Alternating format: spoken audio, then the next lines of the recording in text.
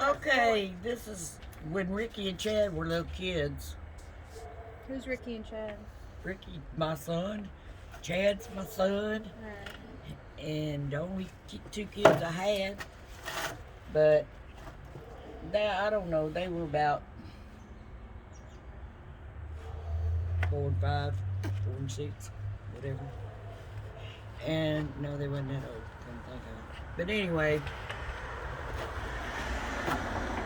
I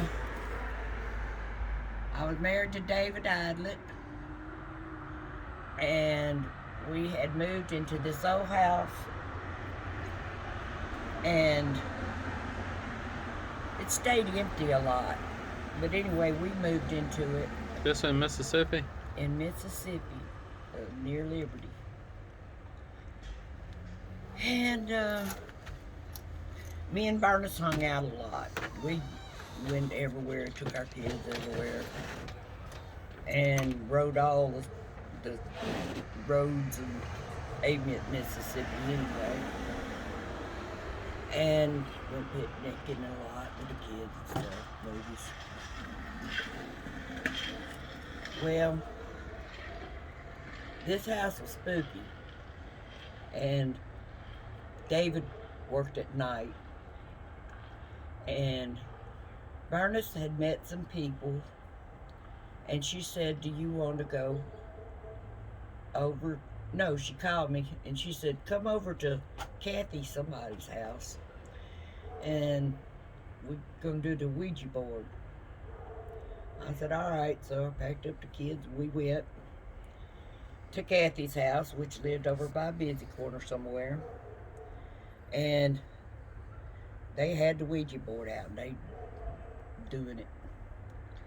Well, we started asking it. They wanted me and Bernice to do it.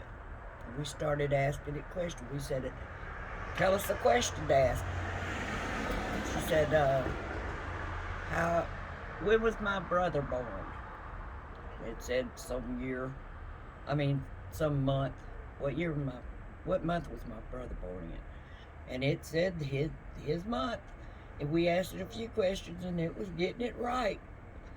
And I got leery. I said, if you're evil, knock something off the wall. Nothing happened. So we went on, and finally I went home. Well, my house, I had a big old kitchen that had a utility room, was just a counter that separated the utility room from the kitchen. And it was about waist high counter. And there was a picture, big picture, in the utility room against the opposite wall of the kitchen. Well, when I got home, I wasn't thinking nothing. I went into the kitchen, and there's that picture in the middle of the kitchen floor. That scared the hell out of me. Really? That house was haunted anyway. One time Ricky come in, Mama, I saw a ghost in the window, which you can tell when kids are fibbing and when they ain't. But he saw something in the window. It could have been my neighbor that was crazy and killed the woman that he worked for. But he was about a mile away. So I'll never know what that ghost was. How high was that window off the ground outside? It was about, 10 foot? Oh, yeah. Mm-hmm.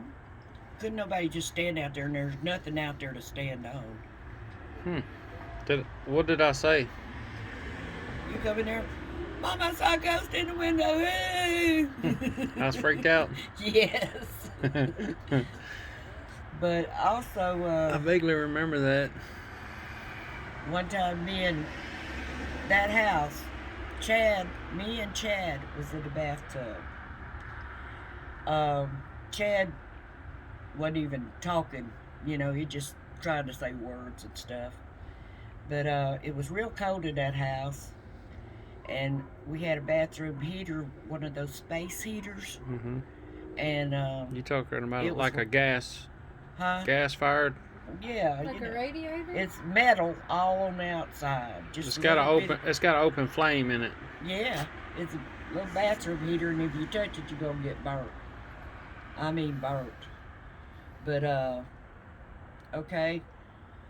It was cold, and me and Chad was taking a bath. Well, it was so warm in there that it wasn't so warm, but it'd take your breath away if you didn't leave a crack in the door. So I left a crack in the door and to the hallway. Well,